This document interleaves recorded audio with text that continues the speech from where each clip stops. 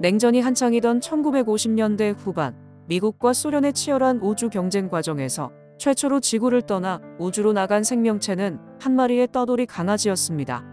현재 우리가 알고 있는 우주 탐사에 대한 경험과 지식은 이 강아지의 용감함으로 인해 얻어진 것이라 할 수 있는데요. 용감함이라는 단어로 애써 포장했지만 진실은 인간을 대신한 희생이었다는 것을 감출 수 없을 것입니다. 이번 영상은 냉전 시대가 쏘아올린 최초의 우주견 라이카에 대한 이야기입니다.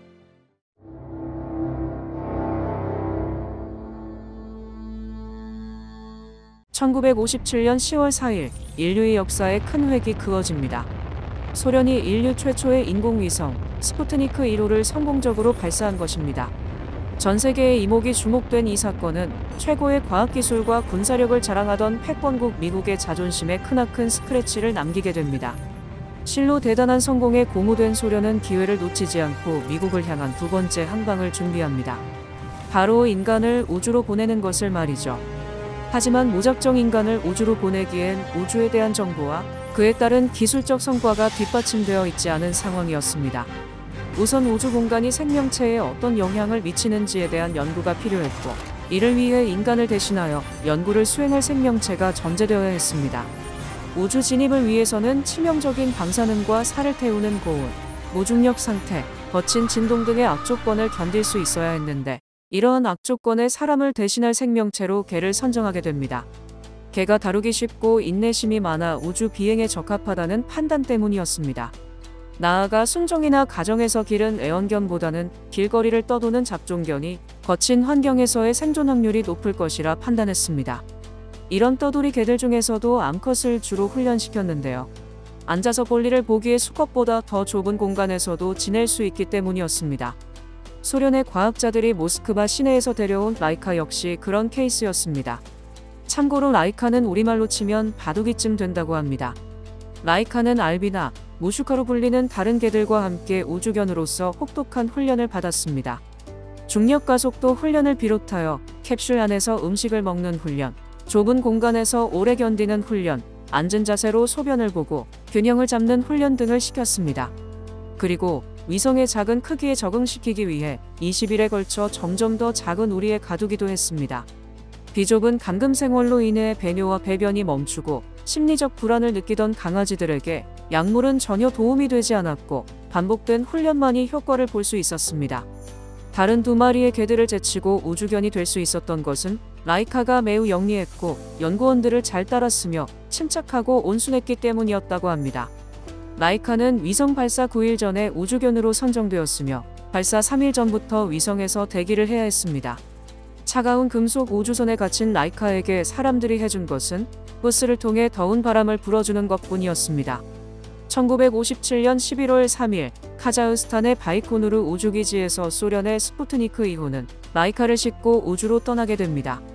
무게 508kg의 작은 캡슐에는 태양 광선과 우주선의 온도, 압력을 체크하는 간단한 기기들과 2개의 라디오 송신기, 그리고 얼마간의 음식과 함께 라이카가 앉아 있었습니다. 스푸트니크 2호는 성공적으로 지구 궤도에 진입했고 라이카는 사회주의 인민의 영웅으로 선전되었습니다. 라이카는 미국보다 앞선 소련의 우주과학 기술을 전 세계 사람들에게 각인시켰습니다. 전 세계는 소련이 거둔 우주여행의 성공에 놀랍고 들떴습니다. 1958년 소련에서 최초로 생산된 필터 담배에는 라이카의 그림이 붙었고 루마니아, 알바니아, 폴란드, 북한 등에서는 기념우표가 발행됐습니다. 하지만 당시 과학기술은 우주 탐사를 이제 막 시작한 걸음마 수준이었습니다. 특히 우주에 나간 뒤 다시 지구로 귀환할 수 있는 기술은 꿈도 꾸지 못하고 있었습니다. 다시 말해 라이카는 돌아올 수 없었습니다. 라이카의 임무는 우주 환경이 생명체에 어떤 영향을 주는지에 대한 정보를 지구로 전송하는 것으로 끝나는 것이었습니다. 당시 소련은 라이카는 충분히 준비해둔 물과 먹이를 먹고 일주일간 살아있을 것이라며 먹을 것이 떨어지면 자동으로 독약 주사를 통해 안락사되도록 조치를 취했다고 발표했습니다.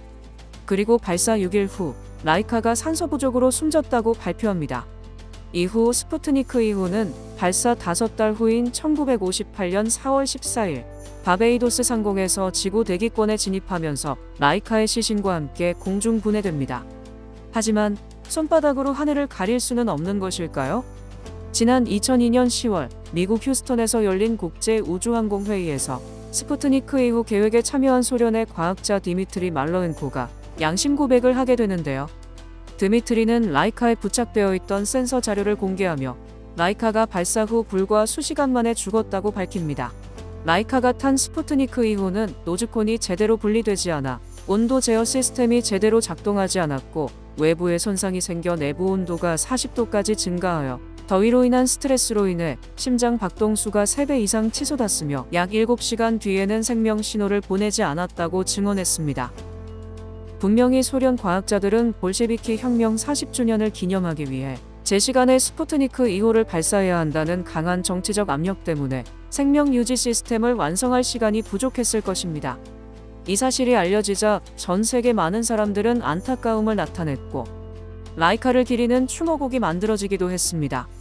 우리나라에서도 2011년 네이버 웹툰에서 유리아 작가가 라이카를 의인화한 작품을 발표하기도 했는데요.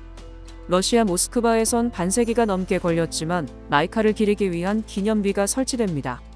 라이카는 비록 생환할 수 없었지만 스푸트니크 2호 실험을 통해 지구의 생명체가 지구 궤도에 진입하는 과정과 무중력 상태에서 견딜 수 있음을 확인할 수 있었고 무중력 상태에서의 생명체가 보이는 반응에 대한 데이터를 얻을 수 있었습니다.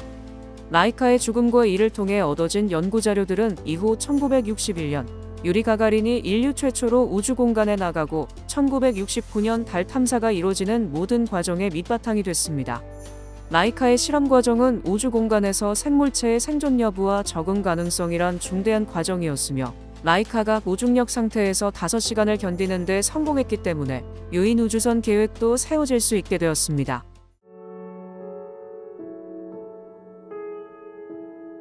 동물과 함께 일하는 것은 우리 모두에게 고통의 원천입니다. 우리는 동물들을 말 못하는 아기처럼 대하죠. 시간이 지날수록 더 많이 미안해집니다. 그렇게 하지 말았어야 했는데 우리는 이 인물을 통해 라이카의 죽음을 정당화할 만큼 충분히 배우지 못했습니다. 저를 행복하게 하는 게 뭔지 아세요? 창문을 만들어준 것입니다. 과학 캡슐의 안전한 창문을 만드는 것이 매우 어렵고 비용이 많이 들었지만 죽어가는 개가 밖을 내다볼 수 있도록 창문을 만들어 주었습니다. 만약 제가 라이카를 다시 만날 수 있다면 정말 미안하다고 말하고 싶습니다.